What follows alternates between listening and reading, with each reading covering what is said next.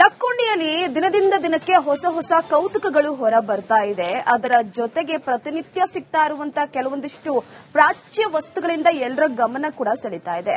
ಸದ್ಯಕ್ಕೆ ಪತ್ತೆಯಾಗಿರುವಂತಹ ನಾಗರ ಕಲ್ಲು ಸಾಕಷ್ಟು ರೀತಿಯಲ್ಲಿ ಕುತೂಹಲಕ್ಕೆ ಕಾರಣವಾಗಿದೆ. ಈ ಕುರಿತ ಒಂದು ಸ್ಟೋರಿ ಇದೆ, ನೋಡೋಣ ಬನ್ನಿ.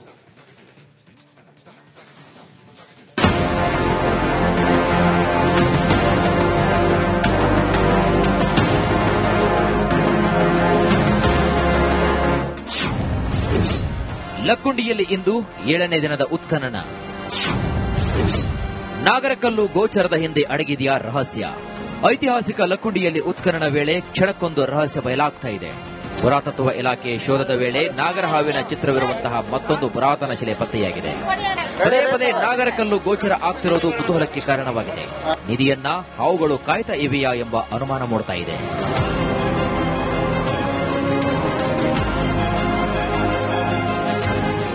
ಪಾನಿ ಪೀಠದ ಮೇಲೆ ಸುಖಾಸನದಲ್ಲಿ ಕುಳಿತುಕೊಂಡಿರುವಂತಹ ಗರುಡ ಇದ್ದು ಇದು ವಿಷ್ಣು ದೇವರಿಗೆ ಸಂಬಂಧಿಸಿದ ಪೀಠ ಇರಬಹುದಾ ಎಂಬ ಅನುಮಾನ ಮೂಡ್ತಾ ಇದೆ. ಇದು ಕೇಶವಾದಿತ್ಯ ಅಥವಾ ವಿಷ್ಣು ದೇವರ ಪೀಠ ಆಗಿರಬಹುದೆಂದು ಪುರಾತತ್ವ ತಜ್ಞರು ಅಂದಾಜು ಮಾಡಿದ್ದಾರೆ. 12 ಮತ್ತು 13ನೇ ಶತಮಾನದ ಪೀಠವಾಗಿರುವಂತಹ ಸಾಧ್ಯತೆ ಕೂಡ ಇದೆಯಂತೆ.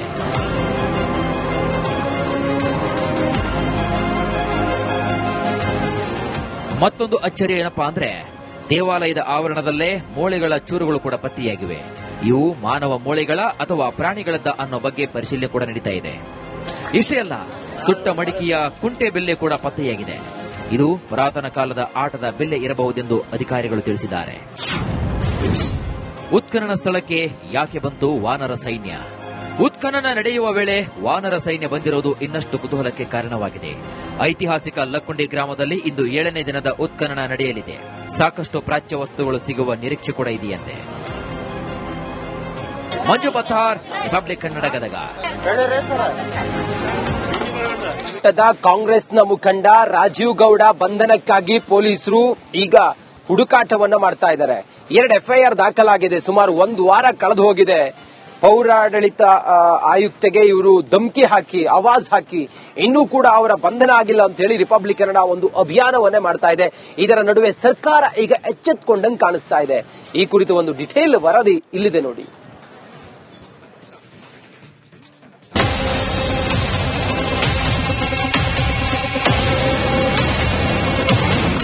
ಶಿಡ್ಲಘಟ್ಟದ ಪೌರಾಯುಕ್ತೆಗೆ ಧಮಕಿ ಹಾಕಿದ ಕೇಸ್. ರಾಜೀವ್ ಗೌಡಗೆ ಬಿಗ್ ಶಾಕ್ ಕೊಟ್ಟ ಕಾಂಗ್ರೆಸ್. ಶಿಡ್ಲಘಟ್ಟ ಪೌರಾಯುಕ್ತೆ ಅಮೃತಾಗೆ ಧಮಕಿ ಹಾಕಿದ ಕೇಸ್ಗೆ ಸಂಬಂಧಪಟ್ಟಂತೆ ಟ್ವಿಸ್ಟ್ ಸಿಕ್ಕಿದೆ. ರಿಪಬ್ಲಿಕ್ ಕನ್ನಡದ ಅರೆಸ್ಟ್ ರಾಜು ಅಭಿಯಾನ ಬೆನ್ನಲ್ಲೇ ಕೊನೆಗೂ ಸರ್ಕಾರ ಎಚ್ಚೆತ್ತುಕೊಂಡಿದೆ. ಧಮಕಿ ವೀರನನ್ನು ಅಮಾನತು ಮಾಡುವಂತೆ ಶಿಫಾರಸು ಮಾಡಲಾಗಿದೆ. ಕಾಂಗ್ರೆಸ್ ನೋಟಿಸ್ಗೆ ರಾಜು ಗೌಡ ಉತ್ತರಿಸಿರಲಿಲ್ಲ. ಆದ್ದರಿಂದ 7 ದಿನದ ಬಳಿಕ ರಾಜು ಗೌಡ ಅಮಾನತಿಗೆ ಶಿಫಾರಸು ಮಾಡಲಾಗಿದೆ. ಇಂದು ರಾಜು ಗೌಡ ಬೇಲ್ ಭವಿಷ್ಯ. ಕಾಂಗ್ರೆಸ್ ನಾಯಕ ರಾಜೀವ್ ಗೌಡಗೆ ಹೈಕೋರ್ಟ್ ತರಾಟೆಗೆ ತೆಗೆದುಕೊಂಡಿತ್ತು. ಅಲ್ಲದೆ ಆತನ ಮೇಲೆ ಗಂಭೀರ ಆರೋಪಗಳನ್ನು ದಾಖಲು ಮಾಡದಿದ್ದಕ್ಕಾಗಿ ಸರ್ಕಾರವನ್ನು ಕೂಡ ಪ್ರಶ್ನೆ ಮಾಡಿದೆ. ಇಂದು ರಾಜೀವ್ ಗೌಡ ಬೇಲ್ ಭವಿಷ್ಯ ನಿರ್ಧಾರವಾಗಲಿದೆ. ಧಮಕಿವೀರ ರಾಜೀವ್ ಗೌಡ ಹಲವು ಅಪರಾಧಗಳಲ್ಲಿ ಭಾಗಿಯಾಗಿದ್ದಾರಂತೆ. ಬರೋಬ್ಬರಿ 16 ಪ್ರಕರಣಗಳಲ್ಲಿ ರಾಜೀವ್ ಗೌಡನ ಕೈವಾಡ ಇದೆಯಂತೆ. ಸಾಹೇಬರ ವಿರುದ್ಧ ಫೋಕ್ಸೋ, ಮೋಸ, ವಂಚನೆ ಸೇರಿ 16 ಪ್ರಕರಣಗಳು ದಾಖಲಾಗಿವೆ. ರಿಯಲ್ ಎಸ್ಟೇಟ್ ವ್ಯವಹಾರದಲ್ಲೂ ಕೂಡ ಮೋಸ ಮಾಡಿದ್ದಾರಂತೆ. ಶಿಡ್ಲಘಟ್ಟ ನಗರ, ಹೊಸಕೋಟೆ, ದೇವನಹಳ್ಳಿ, ಬೆಂಗಳೂರು ಸೇರಿ ಹಲವು ಕಡೆ ಕೇಸ್ಗಳಿವೆ ಅಂತ ಹೇಳಲಾಗ್ತಿದೆ. ಕೊನೆಗೂ ರಾಜೀವ್ ಗೌಡನಿಗೆ ಪಾಠ ಕಲಿಸಲು ಕಾಂಗ್ರೆಸ್ ಪಕ್ಷ ಮುಂದಾಗಿದೆ. ಉಚ್ಚಾಟನೆ ಬಳಿಕವಾದರೂ ಆರೋಪಿ ಬಂಧನವಾಗುತ್ತಾ ಕಾದು ನೋಡಬೇಕಾಗಿದೆ. Bureau report, Republic Kannada. ಲಕ್ಕುಂಡಿಯಲ್ಲಿ ದಿನದಿಂದ ದಿನಕ್ಕೆ ಹೊಸ ಹೊಸ ಕೌತುಕಗಳು ಹೊರ ಬರ್ತಾ ಇದೆ. ಅದರ ಜೊತೆಗೆ ಪ್ರತಿನಿತ್ಯ ಸಿಗ್ತಾ ಇರುವಂತಹ ಕೆಲವೊಂದಿಷ್ಟು ಪ್ರಾಚ್ಯ ವಸ್ತುಗಳಿಂದ ಎಲ್ಲರ ಗಮನ ಕೂಡ ಸೆಳೀತಾ ಇದೆ. ಸದ್ಯಕ್ಕೆ ಪತ್ತೆಯಾಗಿರುವಂತಹ ನಾಗರ ಕಲ್ಲು ಸಾಕಷ್ಟು ರೀತಿಯಲ್ಲಿ ಕುತೂಹಲಕ್ಕೆ ಕಾರಣವಾಗಿದೆ. ಈ ಕುರಿತ ಒಂದು ಸ್ಟೋರಿ ಇದೆ, ನೋಡೋಣ ಬನ್ನಿ.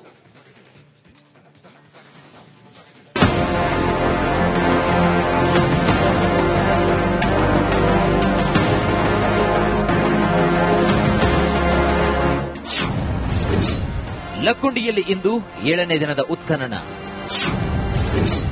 ನಾಗರಕಲ್ಲು ಗೋಚರದ ಹಿಂದೆ ಅಡಗಿದೆಯಾ ರಹಸ್ಯ?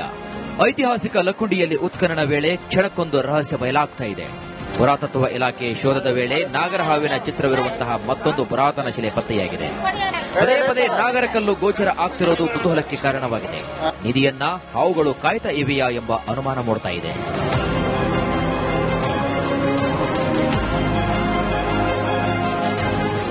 ಪಾನಿ ಪೀಠದ ಮೇಲೆ ಸುಖಾಸನದಲ್ಲಿ ಕುಳಿತುಕೊಂಡಿರುವಂತಹ ಗರುಡ ಇದ್ದು ಇದು ವಿಷ್ಣು ದೇವರಿಗೆ ಸಂಬಂಧಿಸಿದ ಪೀಠ ಇರಬಹುದಾ ಎಂಬ ಅನುಮಾನ ಮೂಡ್ತಾ ಇದೆ. ಇದು ಕೇಶವಾದಿತ್ಯ ಅಥವಾ ವಿಷ್ಣು ದೇವರ ಪೀಠ ಆಗಿರಬಹುದೆಂದು ಪುರಾತತ್ವ ತಜ್ಞರು ಅಂದಾಜು ಮಾಡಿದ್ದಾರೆ. 12 ಮತ್ತು 13ನೇ ಶತಮಾನದ ಪೀಠವಾಗಿರುವಂತಹ ಸಾಧ್ಯತೆ ಕೂಡ ಇದೆಯಂತೆ.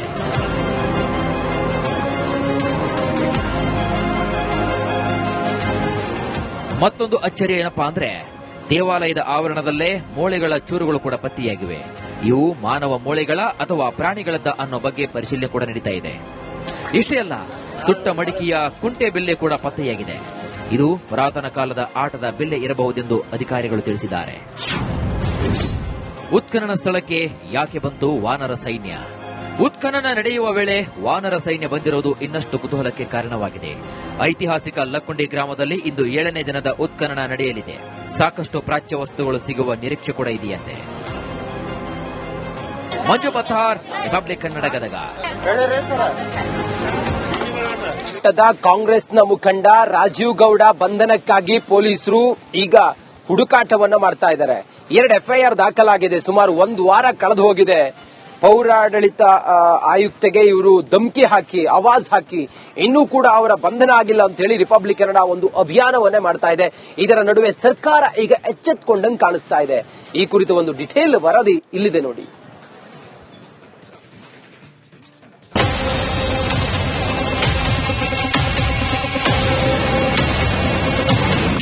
ಶಿಡ್ಲಘಟ್ಟದ ಪೌರಾಯುಕ್ತೆಗೆ ಧಮಕಿ ಹಾಕಿದ ಕೇಸ್. ರಾಜೀವ್ ಗೌಡಗೆ ಬಿಗ್ ಶಾಕ್ ಕೊಟ್ಟ ಕಾಂಗ್ರೆಸ್. ಶಿಡ್ಲಘಟ್ಟ ಪೌರಾಯುಕ್ತೆ ಅಮೃತಾಗೆ ಧಮಕಿ ಹಾಕಿದ ಕೇಸ್ಗೆ ಸಂಬಂಧಪಟ್ಟಂತೆ ಟ್ವಿಸ್ಟ್ ಸಿಕ್ಕಿದೆ. ರಿಪಬ್ಲಿಕ್ ಕನ್ನಡದ ಅರೆಸ್ಟ್ ರಾಜು ಅಭಿಯಾನ ಬೆನ್ನಲ್ಲೇ ಕೊನೆಗೂ ಸರ್ಕಾರ ಎಚ್ಚೆತ್ತುಕೊಂಡಿದೆ. ಧಮಕಿ ವೀರನನ್ನು ಅಮಾನತು ಮಾಡುವಂತೆ ಶಿಫಾರಸು ಮಾಡಲಾಗಿದೆ. ಕಾಂಗ್ರೆಸ್ ನೋಟಿಸ್ಗೆ ರಾಜು ಗೌಡ ಉತ್ತರಿಸಿರಲಿಲ್ಲ. ಆದ್ದರಿಂದ 7 ದಿನದ ಬಳಿಕ ರಾಜು ಗೌಡ ಅಮಾನತಿಗೆ ಶಿಫಾರಸು ಮಾಡಲಾಗಿದೆ. ಇಂದು ರಾಜು ಗೌಡ ಬೇಲ್ ಭವಿಷ್ಯ. ಕಾಂಗ್ರೆಸ್ ನಾಯಕ ರಾಜೀವ್ ಗೌಡಗೆ ಹೈಕೋರ್ಟ್ ತರಾಟೆಗೆ ತೆಗೆದುಕೊಂಡಿತ್ತು. ಅಲ್ಲದೆ ಆತನ ಮೇಲೆ ಗಂಭೀರ ಆರೋಪಗಳನ್ನ ದಾಖಲು ಮಾಡದಿದ್ದಕ್ಕಾಗಿ ಸರ್ಕಾರವನ್ನು ಕೂಡ ಪ್ರಶ್ನೆ ಮಾಡಿದೆ. ಇಂದು ರಾಜೀವ್ ಗೌಡ ಬೇಲ್ ಭವಿಷ್ಯ ನಿರ್ಧಾರವಾಗಲಿದೆ.